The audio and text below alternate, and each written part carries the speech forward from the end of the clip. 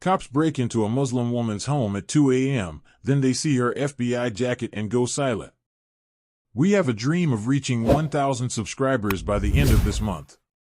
Leave your like, subscribe to the channel, and become part of our dream too.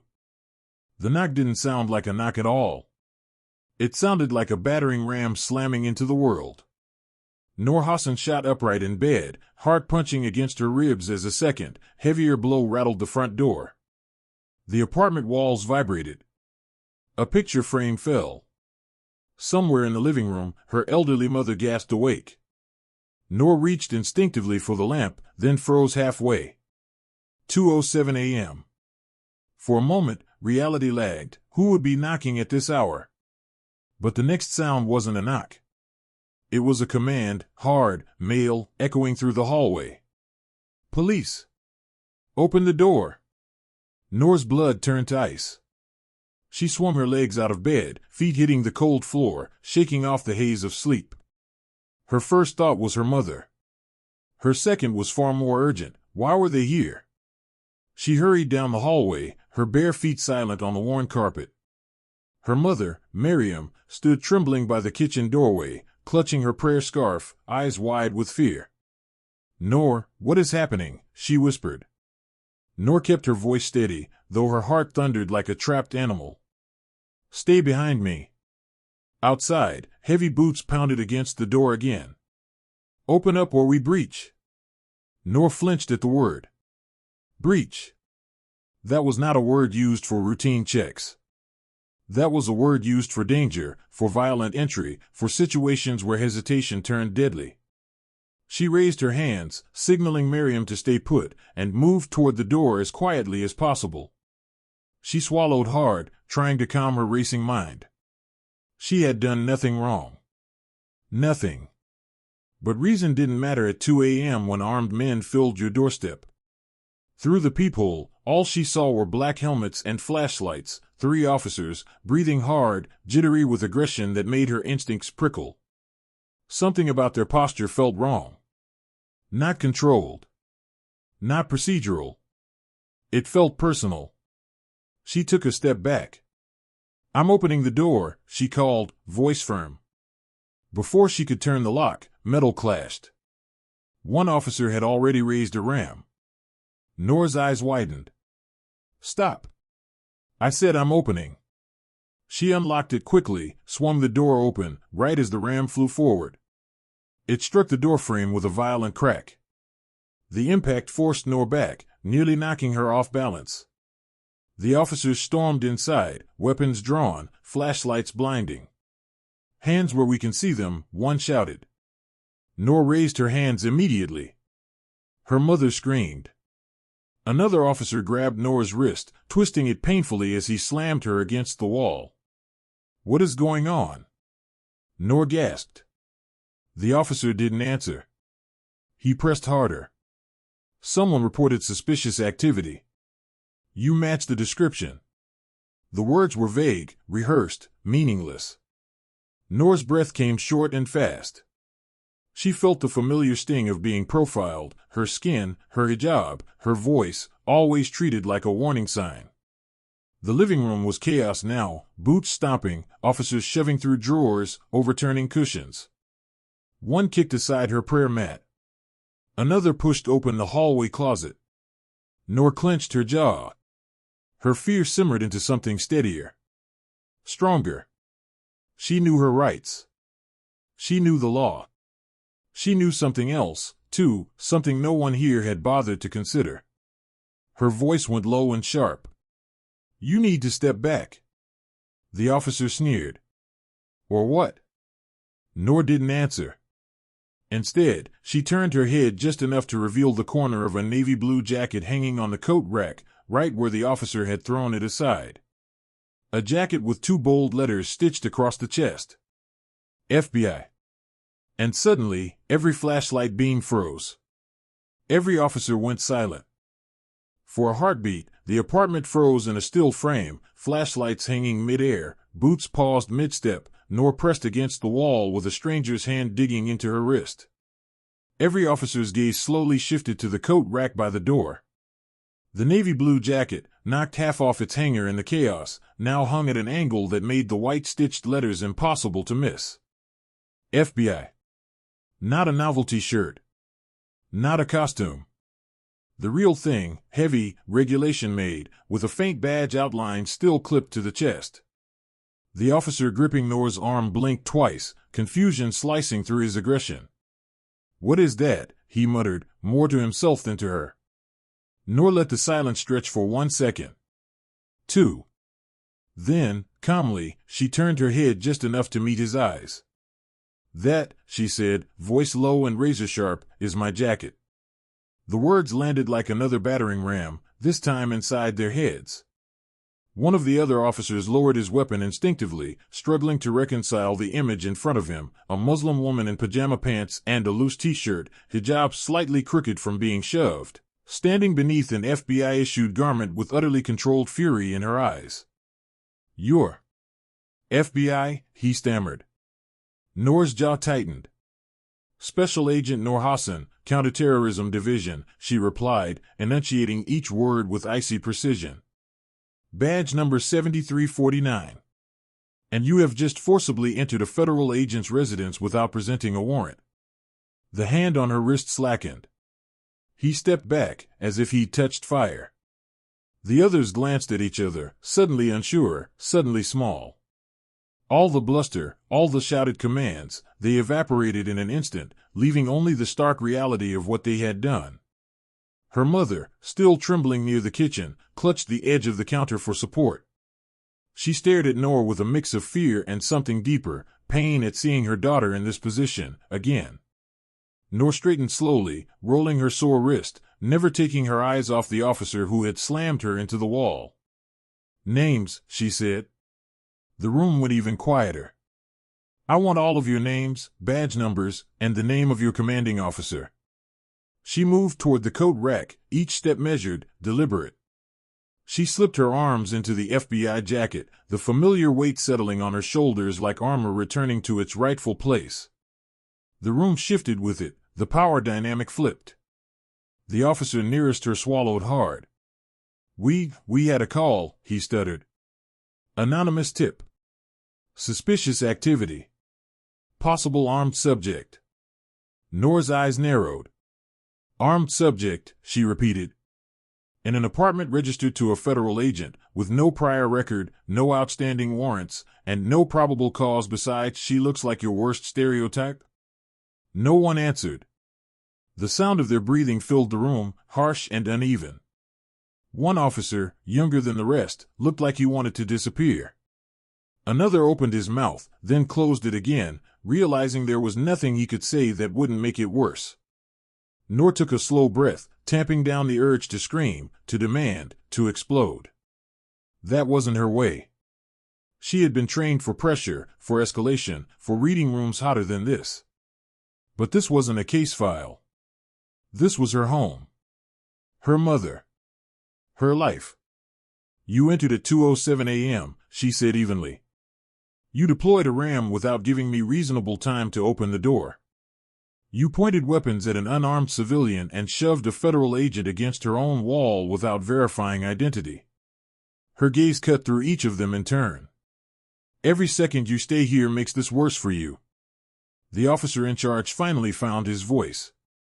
He straightened, trying to reclaim some semblance of authority, but it came out brittle. "Ma'am, we didn't know, exactly," Noor snapped, the first crack of anger breaking through her composure. "You didn't know. And you didn't care to." She stepped toward him now, closing the distance he had once used to intimidate her. "You heard Muslim woman in 2B and decided that was enough to treat this place like a raid zone." He dropped his gaze.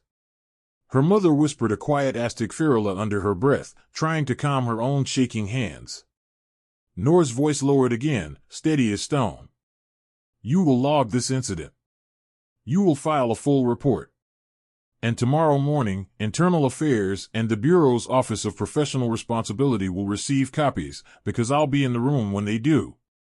The officer swallowed, the color draining from his face. For the first time that night, Noor wasn't the one who looked afraid. The officers shifted uneasily, their earlier bravado collapsing into something brittle and shaken. Noor stood rooted in the center of the living room, the weight of the FBI jacket settling across her shoulders like a silent verdict. The officer in charge, Sergeant Lewis, as his badge read, opened his mouth again, but no sound came. He looked like a man trying to swallow a stone. Noor's mother, Miriam, hovered near the kitchen, tears gathering at the corners of her eyes. "They frightened us," she whispered in Arabic. Noor's chest tightened. Her mother had lived through immigration checkpoints, airport interrogations, neighbors who stared too long. But this, armed men breaking into her home in the dead of night, this reopened wound she had tried her whole life to cover. Noor turned her head slowly toward the officers. "You will apologize to her," she said. "Right now." Lewis blinked, stunned by the command, but he obeyed. "Ma'am." We're sorry," he muttered, words stumbling out. The younger officer echoed him, voice barely audible. The third stayed silent until Noor's piercing gaze found him. "I said apologize." His jaw tightened. But eventually, stiffly, he forced out, "Sorry." Noor nodded once. "Good. Now step back." As they did, she reached for the landline on the small hallway table. Her fingers hovered over the numbers, her mind already crafting the report she knew would follow: unauthorized forced entry, excessive force, failure to verify identity, racial and religious profiling. She had filed such reports before, on behalf of victims she barely knew. But tonight, she wasn't writing one for strangers. She was writing it for herself. And she was nowhere near done. She dialed a secured internal number, a direct line that bypassed dispatch entirely. It rang once. Twice. Then a tired voice answered, "Duty Supervisor Morales." Noor didn't hesitate. "This is Special Agent Noor Hassan," she said. "I need an incident log opened immediately." Silence sharpened on the other end as the supervisor snapped awake. "Agent Hassan? At this hour?" "My home was breached by local police," Noor said. "Forced entry without warrant. Threatened use of lethal force. I need OPR notified and a field investigator dispatched at first light." Morales swore under his breath. "Are you safe?" Noor's gaze traveled across the room, officers standing awkwardly, heads lowered. "I am now." Morales' tone hardened. "Stay put. I'll alert ADIC. This will be escalated." Noor thanked him, hung up, and felt the entire atmosphere of the room shift again, this time in her direction. The officers had gone pale. Local police might shrug off civilian complaints, but a federal investigation? A breach of a federal agent's home? That was career-ending territory. Noor walked toward them, every step an assertion of power they had tried to strip from her minutes earlier. "Here's what happens next," she said. "You leave my apartment. You wait outside for the federal investigator. You do not alter your reports, you do not coordinate your statements, and you do not forget what you did here. Because this entire building has cameras, and I have neighbors who heard everything." Lewis nodded, throat bobbing. "Yes, ma'am." Noor turned to the younger officer. "Do you understand?" "Yes," he whispered. And to the third, the one who had shoved her hardest, her voice dropped. "You will answer for that." They backed toward the door, carefully this time, no barking orders, no raised weapons, only the pitiful quiet of men who had realized they had kicked down the wrong door. As they stepped into the hallway, Noor's mother reached out and gently touched Noor's arm. "You didn't have to be so strong alone," she whispered. "But you were." Noor exhaled shakily, letting her guard slip just for a moment. "I'm tired, Mama," she admitted softly. "I'm tired of having to prove I belong in my own home." Her mother pulled her into a trembling embrace. For the first time since the battering ram hit, Noor allowed herself to close her eyes. But the night wasn't over. Because as the officers waited outside and Noor locked the door behind them, a thought struck her cold and sudden. Someone had placed that anonymous call on purpose. And Noor Hassan intended to find out who. The apartment felt hollow, like the silence had weight. Noor sat at the small dining table, the soft glow of a single lamp illuminating scattered documents, case notes, encrypted files, the half-finished mug of tea she'd abandoned before bed. Outside her door, the officers she had dismissed stood waiting for the federal investigator, their shadows stretching under the hallway lights. But inside, Noor's focus had locked onto one thing, the anonymous call. It gnawed at her. The raid hadn't just been reckless, it had been timed, engineered for maximum humiliation. Whoever placed that call knew her schedule, her building, her background, and her vulnerabilities. That wasn't coincidence. That was intent. Her fingers hovered above her phone again, this time dialing a different number. A voice answered instantly, alert and warm. "Noor? It's late. What's wrong?"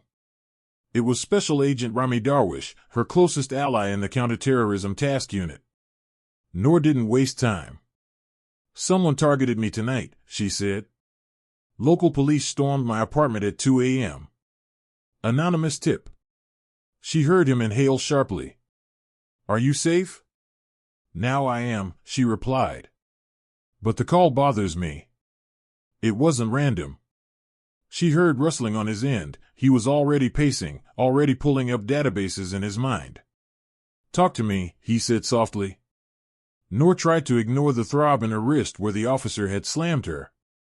This felt deliberate. Someone wanted the police to find a dangerous Muslim woman at 2B and hoped the rest would escalate. Rami's tone dropped. "You think it was someone from inside?" Noor didn't answer immediately. She didn't have evidence, just instincts honed by years of tracking threats others didn't believe existed. "I think someone wanted to send a message." Rami didn't argue. "I'll run trace attempts on the call logs," he said. "Even if it was routed through a burner, there might be a pattern." Noor exhaled slowly.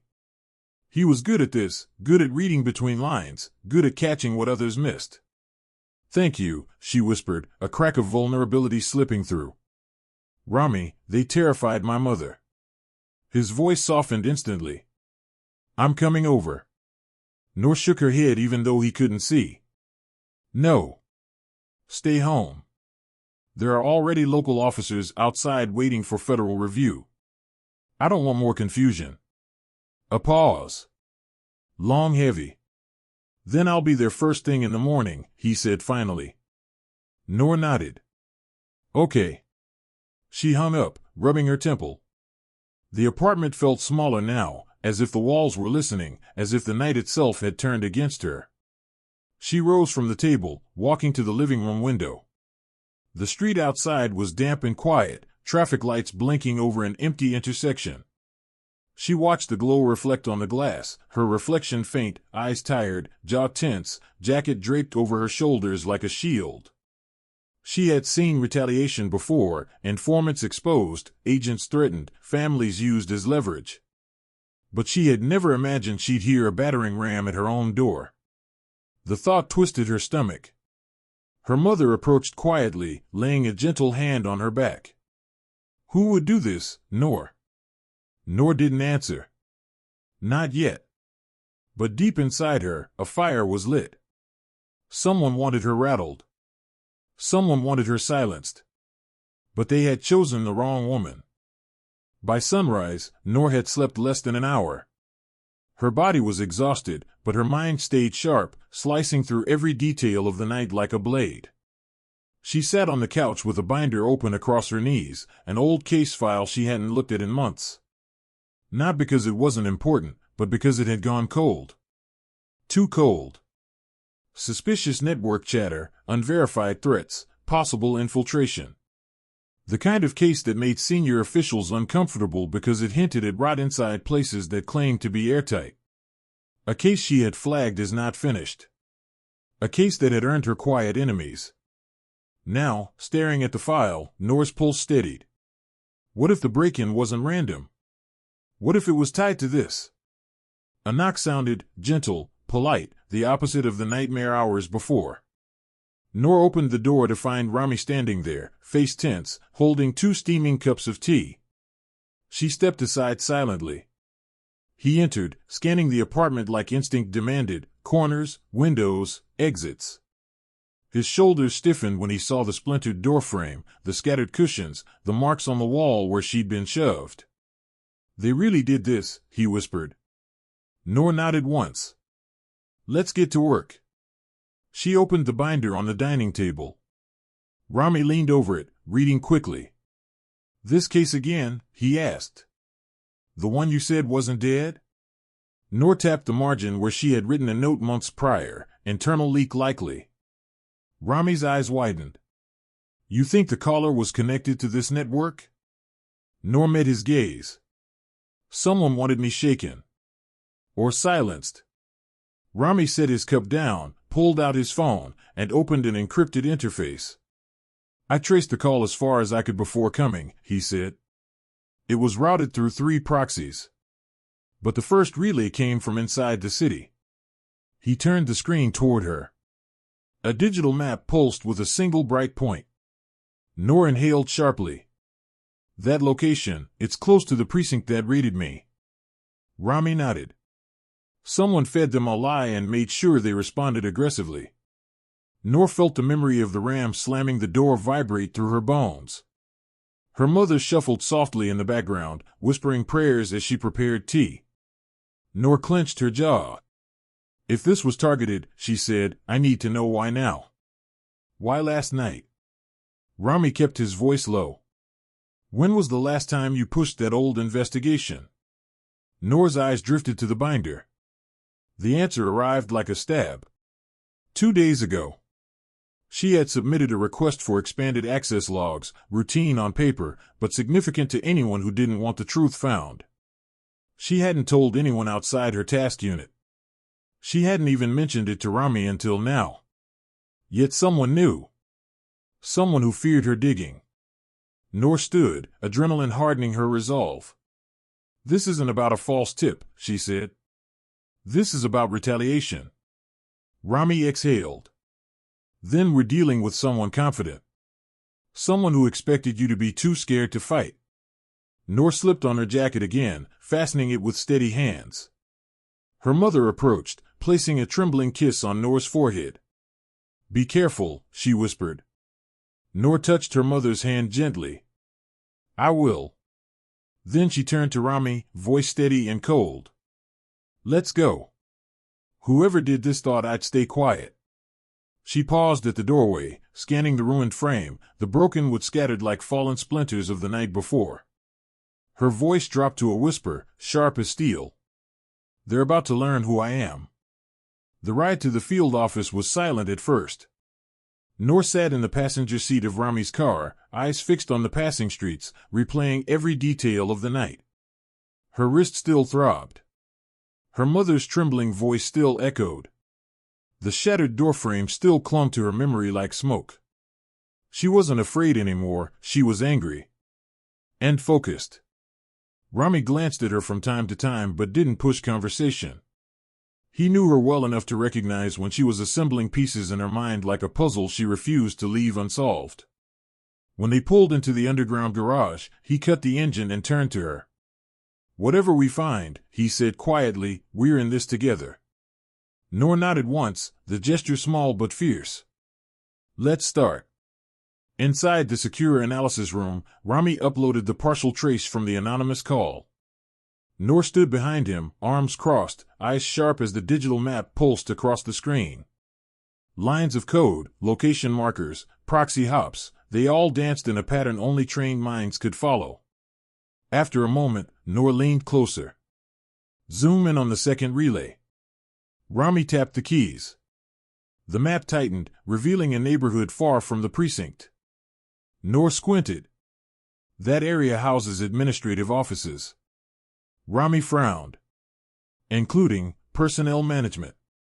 A chill slid down Noor's spine. Personnel files. Work histories. Assignment logs. Access permissions. Someone who could browse her file without triggering suspicion. Someone who would know where she lived, when she worked, when she slept. Rami looked up at her.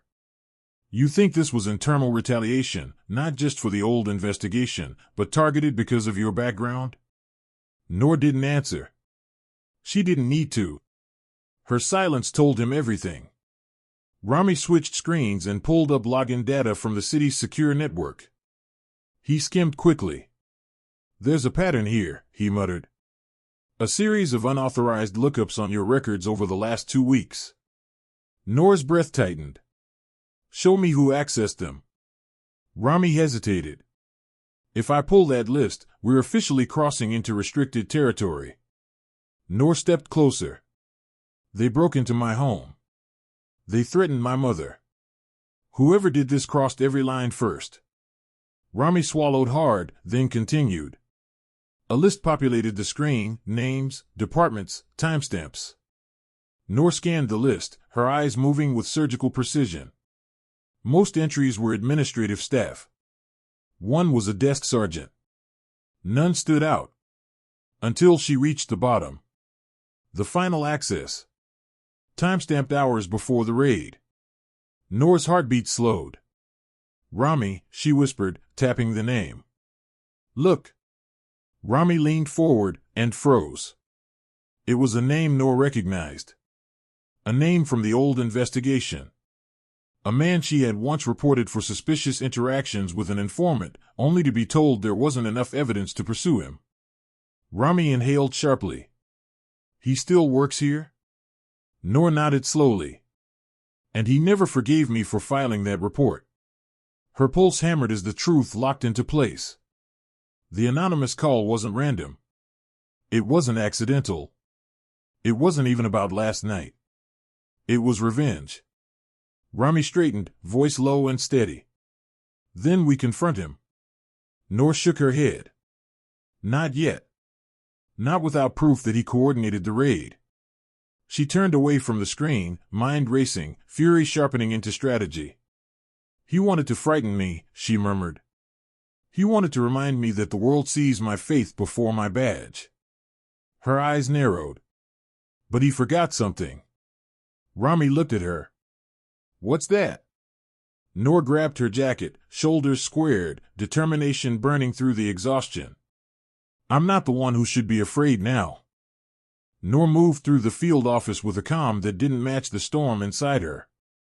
Every step felt deliberate, measured, a hunter stalking truth in a place where truth was supposed to be protected. Rami walked beside her, tablet in hand, face tense. They entered the surveillance lab, where walls were lined with monitors showing city grids, traffic cameras, precinct feeds. Noor crossed her arms. Pull last night's precinct activity, she said. Rami tapped in commands. Screens flickered. Rows of officers appeared on timestamped footage, shifts changing, reports being logged, radios being checked. Noor leaned closer. Freeze that. She pointed at a man standing near a desk, speaking quietly to the officer who later led the raid. The grainy image sharpened. Her stomach tightened. It was him. The man whose name had been at the bottom of the access list. Someone who had once smirked in a briefing when she walked in wearing her hijab.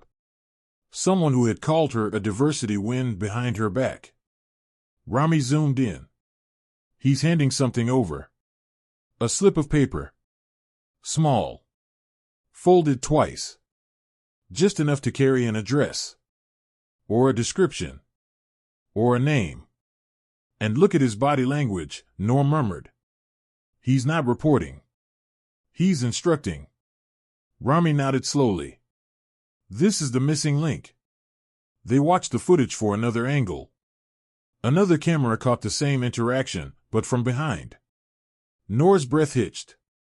The officer receiving the paper nodded, tucked it into his vest, then walked directly toward the sergeant in charge. Minutes later, they all moved toward the vehicles. He set them on you, Rami said. He didn't just tip them off, he delivered the lie personally. Noor clenched her jaw so tight it hurt. This was coordinated. Calculated. He wanted them to come hard, without questions. And they did. She stepped back from the monitors, the room growing colder. Her pulse steadied into something sharper, colder than anger, resolve. We need this supported by data logs, she said. Times, entries, chain of events. Rami was already typing. There's more, he murmured. I checked something while the system was processing. He pulled up a restricted personnel file, notes, complaints, infractions. Noor leaned over his shoulder. Her eyes hardened.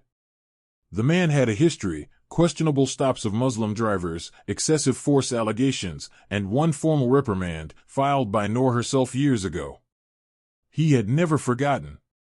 Never forgiven. And now he had struck back in the way he thought would hurt her most, through her safety, her home, her mother. Noor exhaled slowly. He thinks I'm still the same junior agent who filed that complaint. Her voice lowered.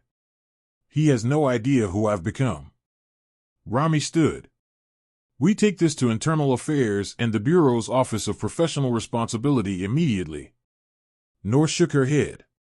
Not yet. Rami frowned. Noor, he's dangerous.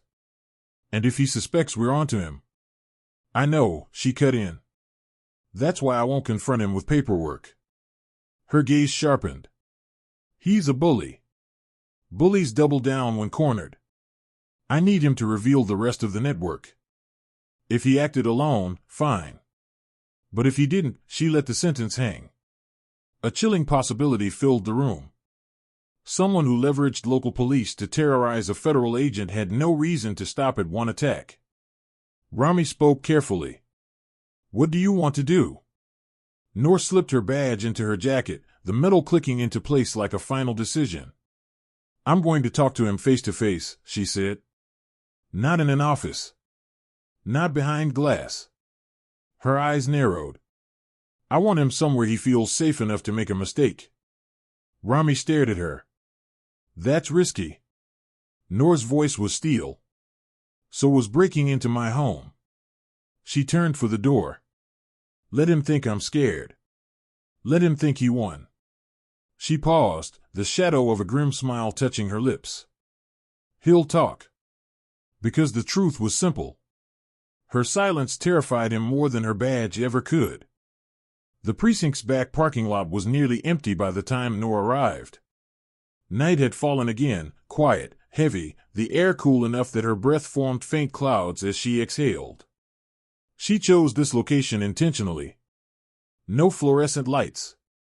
No bustling hallways. No witnesses he could manipulate. Just concrete, shadows, and truth. She stood beneath a dim street lamp, FBI jacket unzipped but visible, badge clipped to her belt like a warning. Rami waited in his car a short distance away, engine off, eyes alert. You're sure about this? He asked over the phone. Yes, Noor replied. I know exactly who he becomes when he thinks he's unchallenged. She hung up before he could argue and slipped the phone into her pocket. The precinct door swung open. There he was. Officer Bradley Kane. Stocky build. Cold eyes. A permanent look of resentment carved into his features. He paused when he saw her, surprised, then irritated, then amused. Well, if it isn't Agent Hassan, he said, approaching with a slow swagger. Came to thank me for my community vigilance? Noor didn't move. You broke into my home. You terrorized my mother. And you orchestrated it. He smirked. Anonymous tip. Happens all the time. You wrote it yourself, Noor said. Then handed it to the raid team. Kane shrugged. Prove it. Noor stepped forward, eyes locked on his. I already did. The color drained slightly from his face, just enough for her to see the crack in his confidence. She continued. The cameras caught you. The access logs caught you. The call trace caught you. And your disciplinary history paints the rest. Kane lifted his chin. So what now? You're going to cry corruption? No, Noor said softly. I'm going to end it. A car door slammed behind them. Kane turned, just in time to see two unmarked vehicles roll into the lot, headlights off, engines low. Doors opened. Armed federal investigators stepped out, OPR badges glinting under the street lamp. Rami joined them, tablet in hand. Cain froze. "You set her up," one investigator said. "We have the footage. The logs. The relay data. The statements." Cain's jaw clenched. "You can't pin this on me. I was doing my job." "Your job?" Noor repeated, voice trembling not with fear but with fury. "Your job was to serve. Not to target. Not to intimidate. Not to punish a woman for filing a report years ago." She took one final step toward him, the weight of 2 nights crashing into her words. "You came into my home with a battering ram. At 2 a.m. You pointed guns at my family. You tried to remind me of my place." Cain spat. "You people always play the victim." Noor didn't blink. "And you just admitted bias." That was the last piece the investigators needed. Cain's arms were seized. His rights were read. His protests turned into frantic, sputtering outrage. He twisted toward Noor as they restrained him. "You think this changes anything?" he yelled. "It changes everything," she replied. As they loaded him into the vehicle, the weight on her chest finally loosened. Rami approached quietly. "It's over," he said. Noor shook her head. "Not yet. There's still the task force review, the civil inquiry, the reforms." He smiled softly. "I meant for you. For your home. For your mother." Noor looked toward the night sky, calmer now, softer. For the first time since the raid, she felt like she could breathe again. Later that night, when she returned home, her mother opened the door before she could knock. She cupped Noor's face, tears brimming, not in fear this time, but in relief. Noor held her close, whispering, "We're safe now, Mama." Her mother kissed her forehead. "You were never alone," she said. And Noor finally believed it. The night that began with terror ended with truth. Not because she was an agent. Not because she wore a badge. But because she refused to break. If you made it this far, subscribe, leave your like, and tell us where you're watching from. Thank you, and see you next time.